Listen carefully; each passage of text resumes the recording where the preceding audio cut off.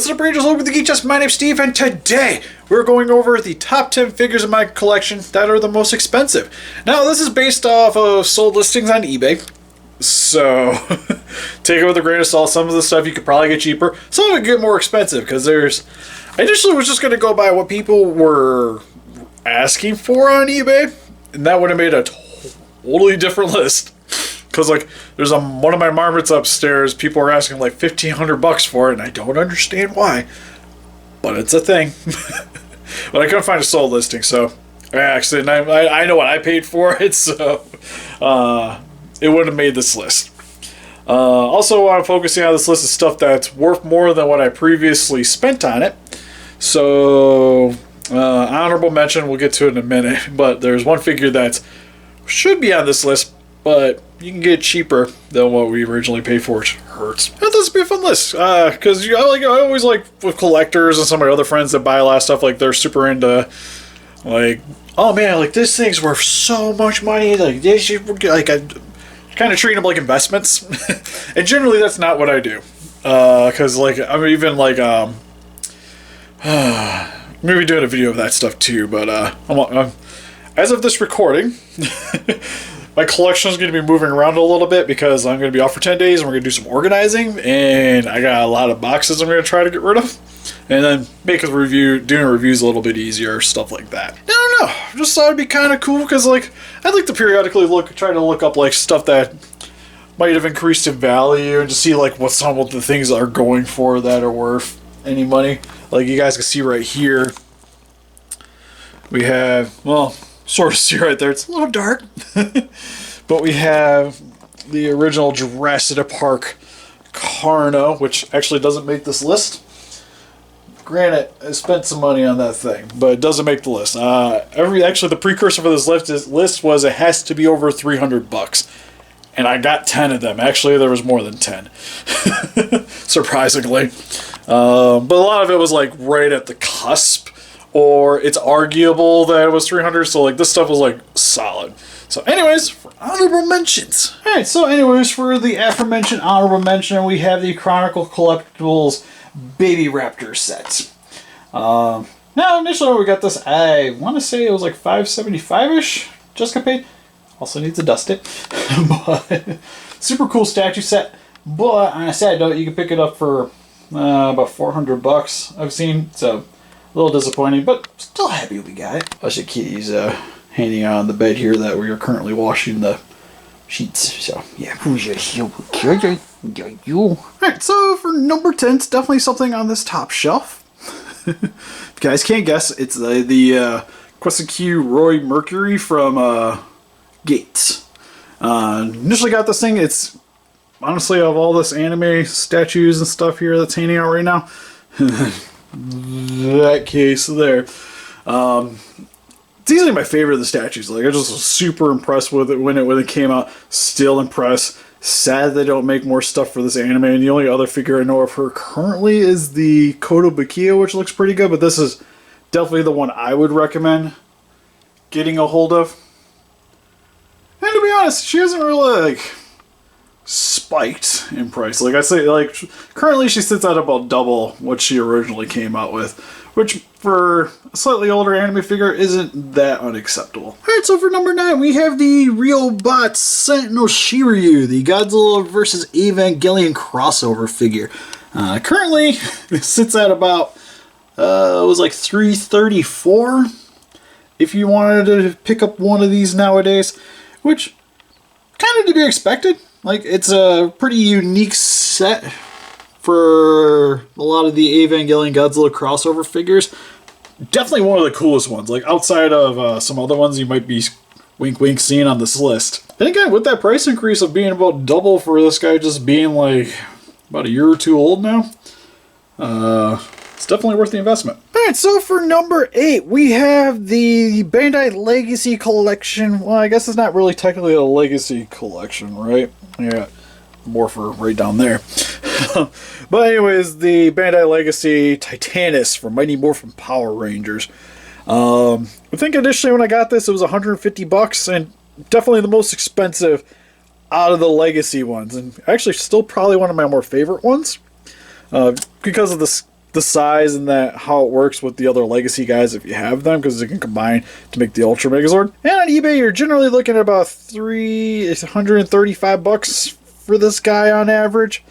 If you have the gold version, it's actually a lot less. The gold versions, I think when I was looking up, it was like about $150 to $180, and this one's easily the more clear one to get if you're, especially if you're into show accurateness, because it's really the only one outside of like Shigokins or the original. All right, so for number 8, he's hiding out on this shelf here and stop swinging you.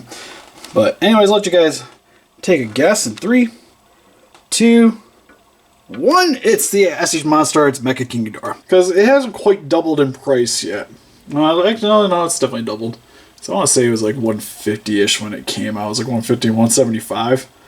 So, again, as you see, a lot of this stuff is essentially about double the original price.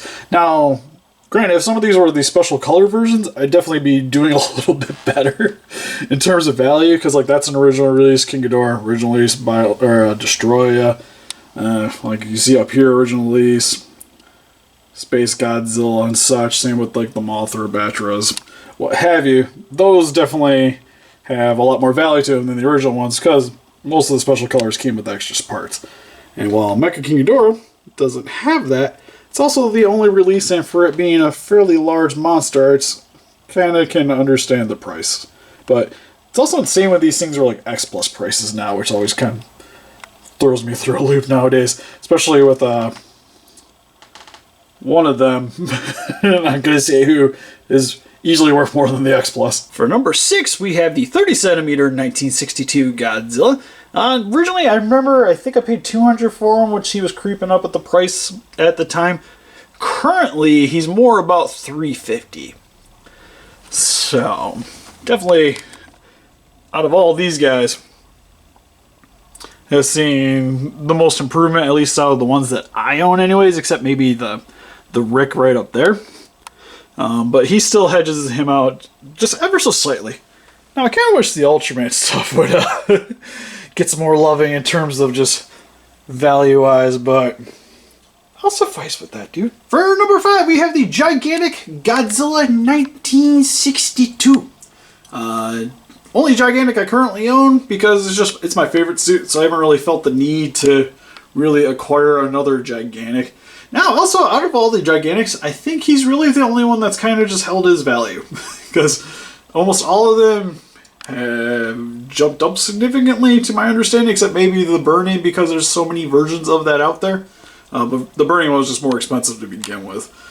This guy is definitely a little bit more on the reasonable side, and definitely helped in getting him into my collection. But because he was a 62, I just kind of felt like I needed to get him. But as an investment standpoint, probably not the best one out of the bunch. Alright, thank God I got some days off that I can dust. Because it doesn't matter how often I sweep this stupid room, it just spiders accumulate like after a day. Anyways, we have the Transformers Generations Metroplex. Originally when I bought this, I want to say it was about $150.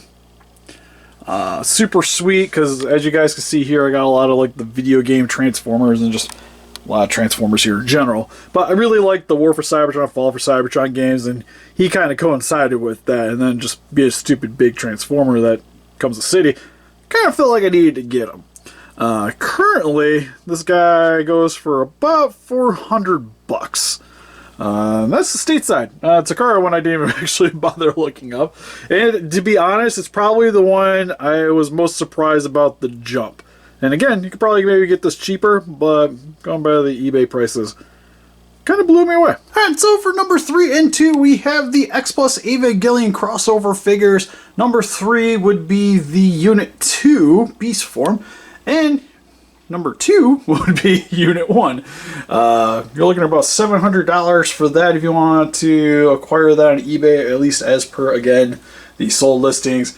You, on the other hand, actually have to look back down at my team, are more about $850.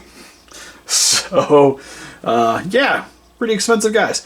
I will say he's not as big of a jump from what I originally paid, because I want to say it was like, oh, you were like upper 500s, because it was one of those, had to pay somebody to get a hold of it and then ship it to me. So definitely expensive. They did reissue it one time, so the price has gone down a little bit on it, but still pretty pricey. That one I only paid like $230 for after shipping, so it being up at $600, definitely a little more bang for the buck action, but still glad I got it, because if it was at that price nowadays, would not remotely think about it.